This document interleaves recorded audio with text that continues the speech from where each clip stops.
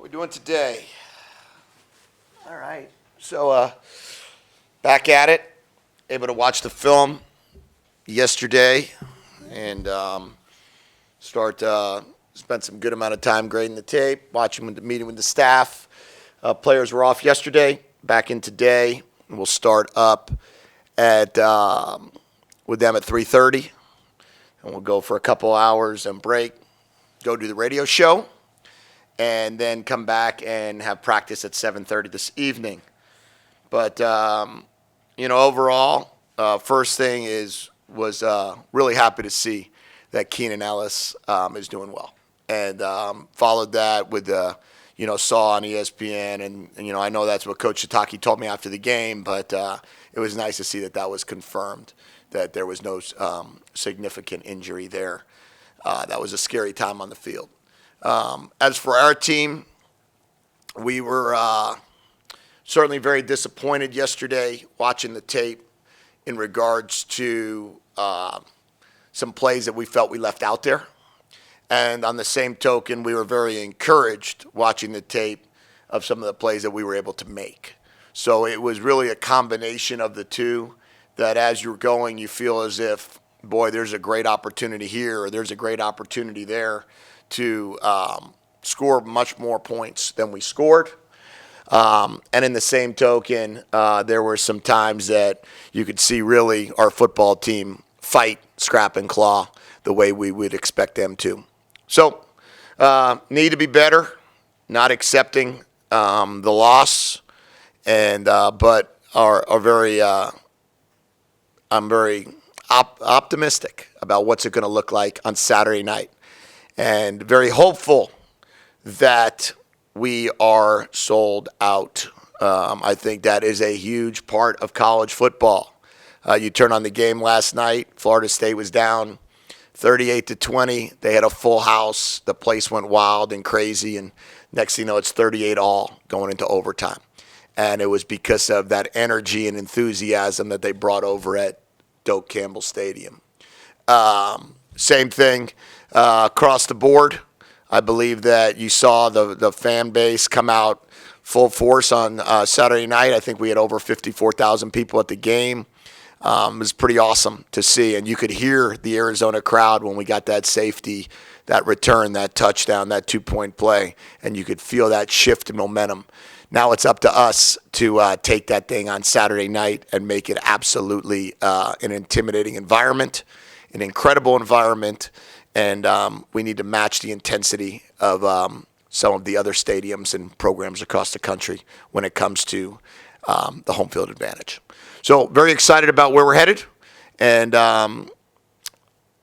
excited about where this week should go in terms of practice and preparation. What was the biggest difference in the first half and the second half in terms of the offense being able to move the ball a little bit better? Yeah, well, I mean, the first, I think we had 1 3-and-out the whole game. That was the second series of the game. The first series, we didn't convert on a 3rd and 4. And that was the Ellis tackle that we threw a ball into the flat. That was not a very good call. Then after that, I think we got going on the third series. We went about 8 or 10 plays. Missed a field goal on, I think, the 4th series. It would have been 6-3, and then it would have been. Then we drove down again at the end of the half. And and then kicked a field goal. We just had too many drives inside the 40 that didn't end in points. Then we kept going in the second half, and I think whatever we had in the second half, yardage-wise, 250-something yards. But I think we had 180 in the first, 250 in the second. I mean, yardage wasn't the problem. Throwing the ball really wasn't. We probably left 150 yards on the table. We had the tight ends open many different times in the game, and we have to convert on those. We have to hit those. We had an opportunity. Will was in the game. We had Bryce Woma open in the flat on a 3rd down conversion. We got to hit that. We had Gunner was in the game. We had a ball 12 yards over the ball. We had, I think it was Bryce again, over the middle, sitting there on 3rd and 7. We got to hit that.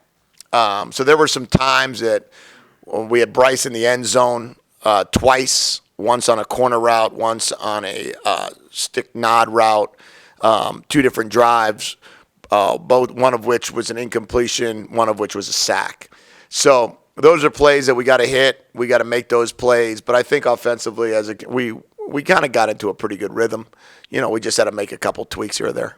Jedd, in terms of your decision-making on going forward in those fourth down situations, how much of that is feel for the game? How much of that is analytics that you might be looking at? None of it's really analytics. It's just kind of how the game goes, how you feel about your team. I kind of know the analytics, I guess, but it's mostly more for me. I don't have a chart or a sheet or a research study regarding like what we should do and how we should do it when it comes to that type of deal, other than a 2-point chart and an end of the game time management chart.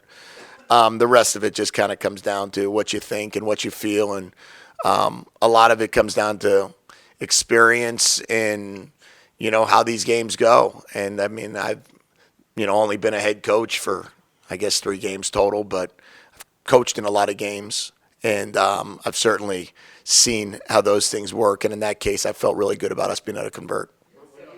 You said on Saturday night that you didn't necessarily like the way that you called the game initially. What would you have done differently? No, I was just referring to, I felt as if early on we were just trying to get a feel for our team, and once I saw how our team was going to perform, we became more aggressive. There's a couple calls that I would take back. I'd take back a 3rd down call here, or I'd take back a 1st and 10 on the 35-yard line and ask Gunner not to, put himself in that position to have to take a shot. But on the same token, you got to do those things too, and it's the play caller. It's the play caller's job to help the players be in the best possible position on every play. It's the player's job to make the play caller right. And it's kind of a combination of the two that you got to work together. And if you call a play that's not very good, then live another down. Throw it away, find an open check down and move on. And it's our job as play callers to try to put ourselves in positions that those things don't happen very often. But, statistically, I think we're okay. I'd like to see us better on 3rd down. I'd like to see us, I think we ran the ball. Really, we had 20 carries or something like that for 100 yards, and then we had those sacks that gave us the negative that put us under 100. But I think we were over 5 yards a carry. I think Wiley carried the ball really well, and we were very efficient running it. A lot of times you have 3rd and 1 where you run the ball for 1.5 yards. That's an efficient run, even though you only got 1.5 yards. And we had that a couple times, 2 4th and 1s that we quarterback sneaked. So that's going to not help your yards per carry. But I think that the running backs played extremely well, and felt really good about that. Michael, with the yardage loss that you referenced before, maybe the things that the quarterbacks didn't see, is that something that you would expect to improve over the course of time as they get more experience and become more comfortable with your system? Yeah, 100%. I would think that we would improve from this week to next week to the following week. All of us will get better. All of us will look to see what we can call better, what we can do better. I certainly feel like Gunner started one game in his life. And I don't know, I think he was like 35 for 46 or 34 for 45 for 350 yards or whatever it might be. If he can maintain that, he's going to have a heck of a career. So we're going to do everything we can to help him get to that point. But there's not going to, I don't expect us to just be able to go out there and, nor do I really want us to go out there and throw it 45 times a game. So each opportunity he has, hopefully what he'll do is he'll be smarter with the ball, and we'll get the ball out faster, and we'll know what to call better, and receivers will play better, and line will play better, and everyone will just improve. And if we continue to improve, we'll have a chance. Jedd and Rich, we hear all the time that teams, that particularly quarterbacks, make the biggest leap in improvement between game 1 and game 2. Are you believing in that?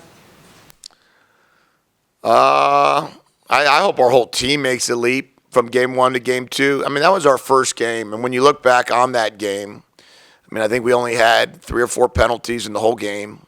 We turned it over one time.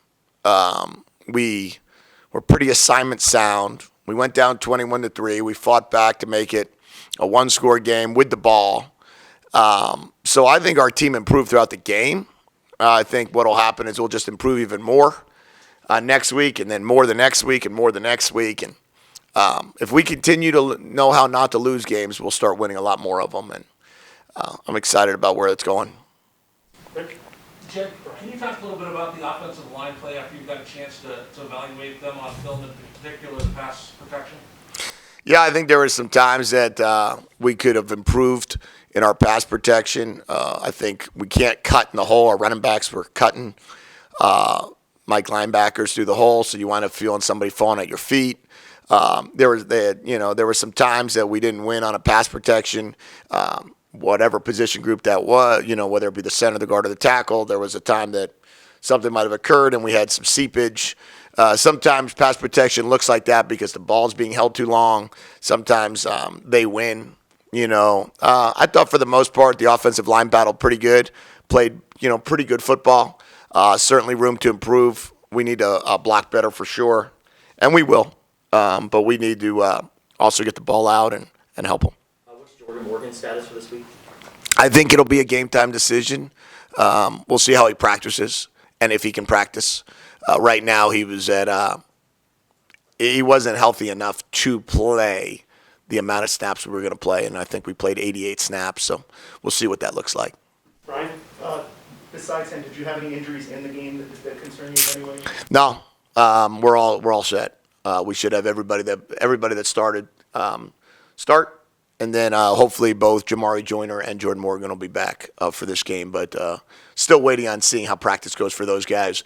Other than that, I don't think we have any no injuries, no injury updates, and all will be hopefully just adding those two. Was there a chance that Jamari could have played in this game? No, he wasn't cleared for that yet. Is his timetable maybe a little bit more accelerated than he initially projected, given that he's participated in warm-ups? Yeah, he's doing great. He's doing great. Dr. Joyner wasn't exactly sure on how he was going to recover, but the good part was that he did everything he was asked to do, and he was prepared to literally show up to the training room every single day. And the surgery went extremely well in the springtime, and he was able to get back. We'll see what it looks like in practice, but I do believe he's going to practice this week. The play that Trey Stooks made, what did you think of that? And was that defense designed for him to be all alone by himself like that, kind of on that top side? Yeah, he knocked down a slant. Thought it was a really good play. Pass breakups are big. If you play man coverage, you're going to have to, be out there and make those plays. Stooks, I think, is as good of a corner. He's one of our better corners. He's a top 3 corner for us, and those guys are able to just be intermingled. And it was his opportunity to be out there on that island. And we talked to our guys that when you play corner in man coverage, you're on an island, and it's your job to stop the slant and stop the go. And those are the 2 routes that corners really have to handle if they're going to play man coverage. And I thought he made a great play on that. You brought in some big alumni names already to switch up the coaching style. Are you going to continue doing that to build the team throughout the season? Bring in alumni for. No, we can't do that. There'll be no other alumni in the building for coaching. Our staff is full. You referenced getting inside the 40 and not scoring. You guys were 0 for 4 as far as touchdowns go in the red zone. What are some of the issues that you saw?